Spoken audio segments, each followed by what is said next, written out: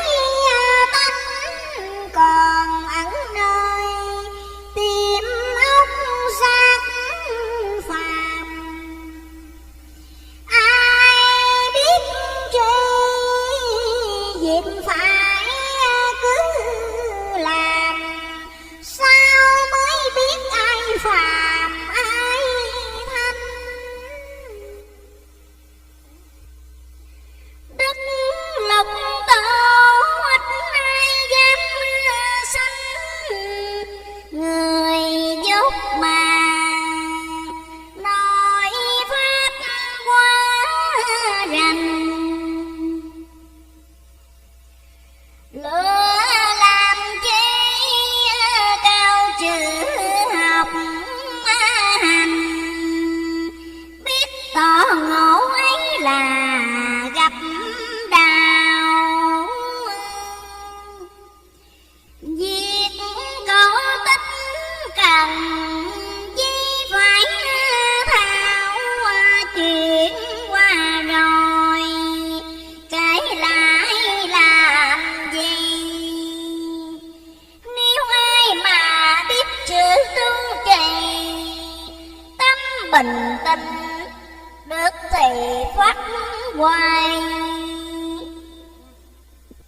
Ta yêu chúng viết ra giảng kể khuyên tăng đồ, cũng các tín đồ nghe cạn lời chớ có mơ hồ, tìm hiểu nghĩa là theo đắc đạo. Chẳng dễ thấy nó hay kêu ngạo các nhà sư, hãy sáng sửa mình. Nếu xuất gia ngủ giấy sáng dình, tu chân chánh mới không hổ tiếng.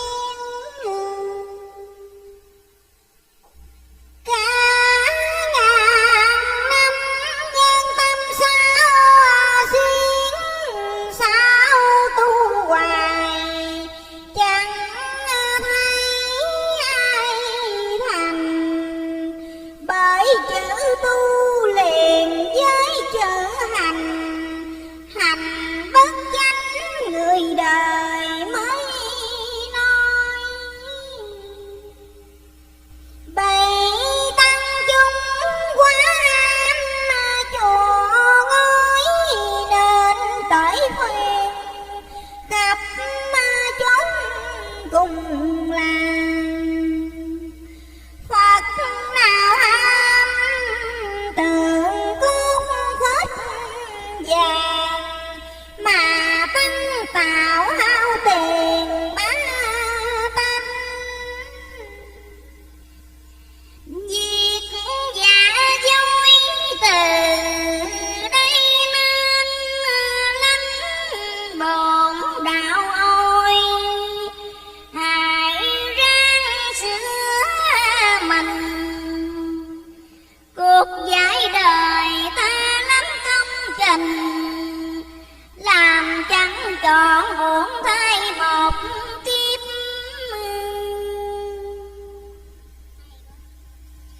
Lời chân chánh trần hay bỏ liếp mài lo làm, hung hiếp mà người hiền,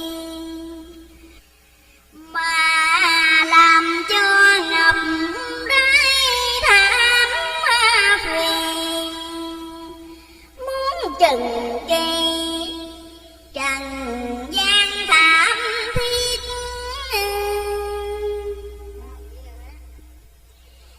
Đức Phật tổ tâm ngại nhất, quyết tâu ngọc hoàng để Phật giải trần. Nên ra kinh cờ giảng nhiều lần, mà dương thế chẳng cần xét đến.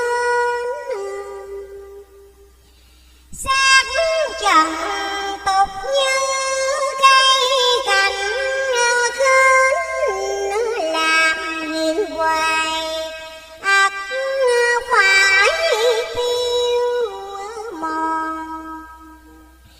Đeo với bảo siết nó cũng tròn, đến chừng đó trông vào rất tốt. Lũ giả dối thường hay thời thúc, nó chẳng kiên thần thánh là gì. Tâm kẻ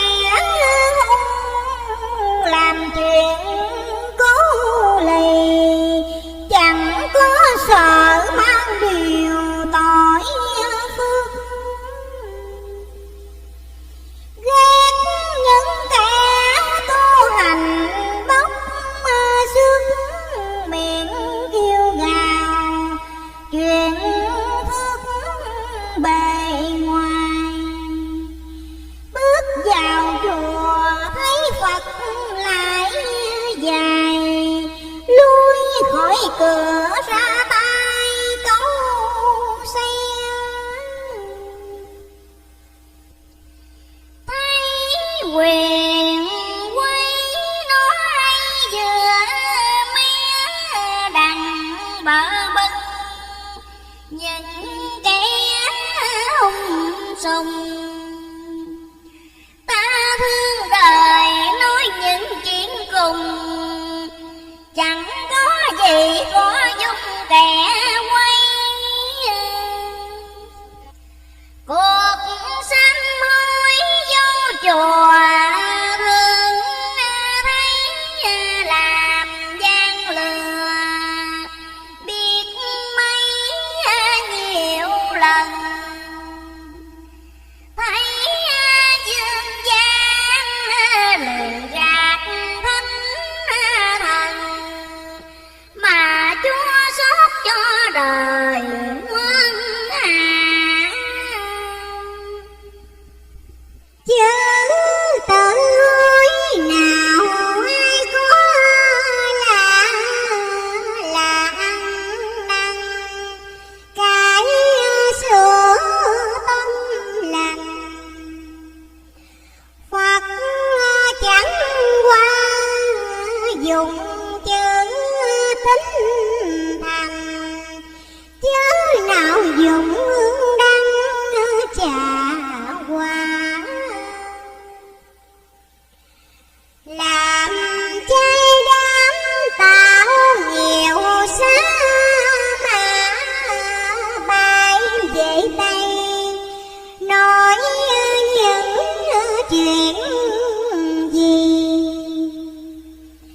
Thấy chúng tăng làm chuyện quái kỳ, ta khuyên mãi cũng không chịu bỏ. Lời chân chánh hình như nói rõ, mà không không nào có biết đời. Thấy lạc lầm khuyên nhủ ít lời, chớ nào có ngạo chi tăng chung. Coi tâm gợi làm theo mấy chúng, để lạc lầm bớ tăng đồ. Đánh tâm thần như mặt nước hồ, suy giới nghĩ suy đường lối. Muốn niệm Phật chẳng cần sớm tối, ghi vào lòng sáu chữ Di Đà.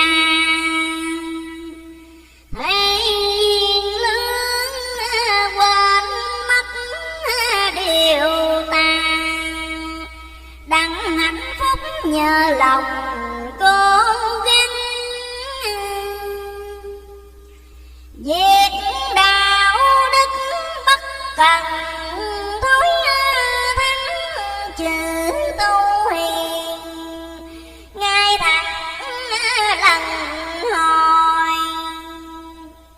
Thấy thiên cơ khó nổi ngồi, thương lấy thứ tử hồi khổ nào. Thầy lạc tử không ai chỉ bảo,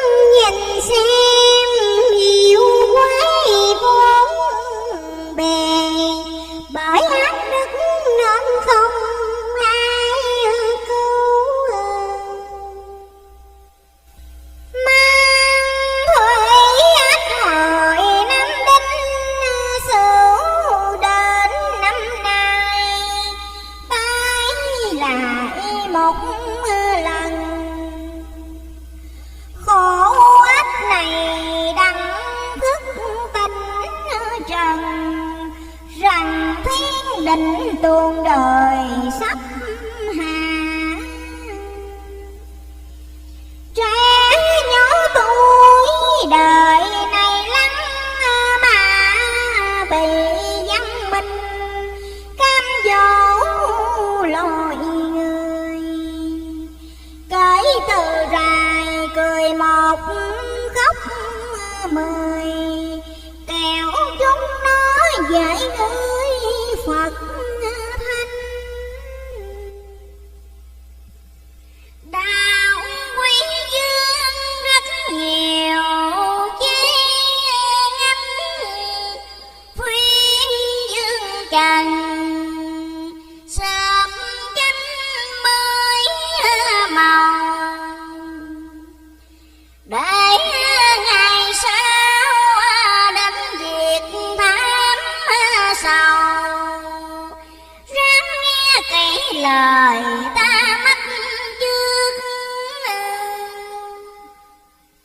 Thuyền chúng nó thắng bờm trái lướt, lọt ngoài khơi mới hết hò khoan. Tu mà ham cho được giàu sang, với quyền trước là tu dối thay.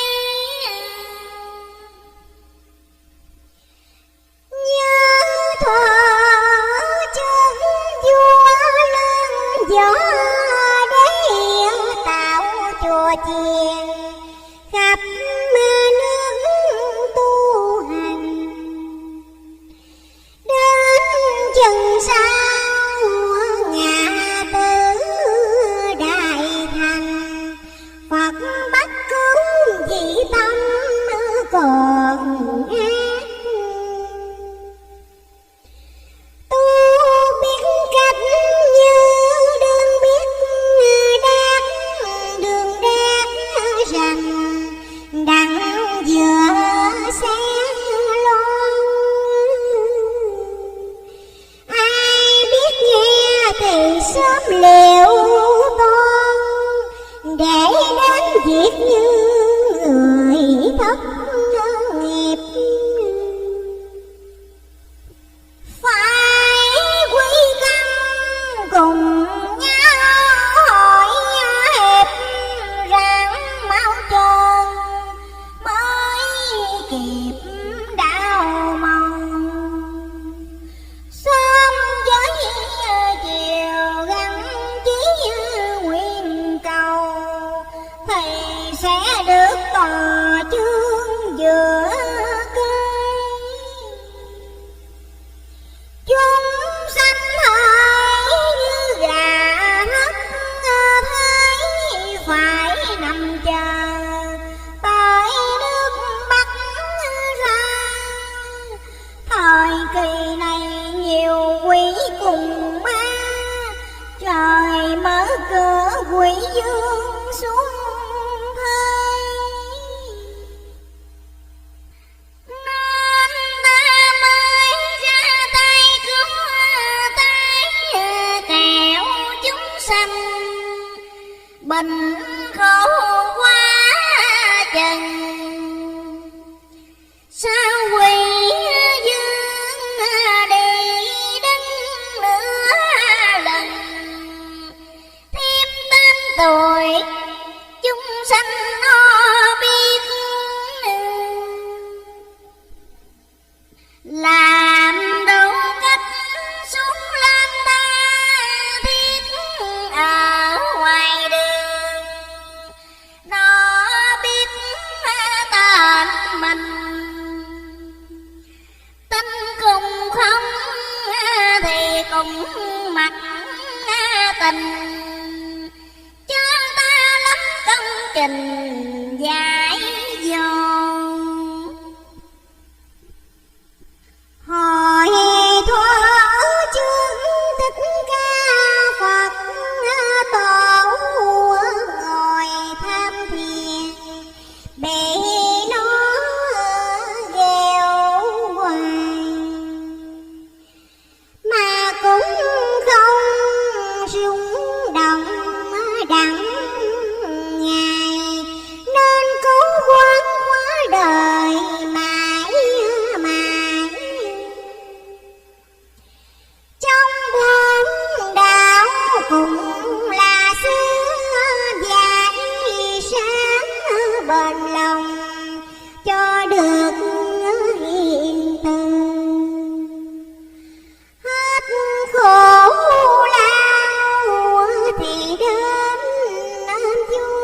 cười, chẳng đó mới phỉ tình nguyện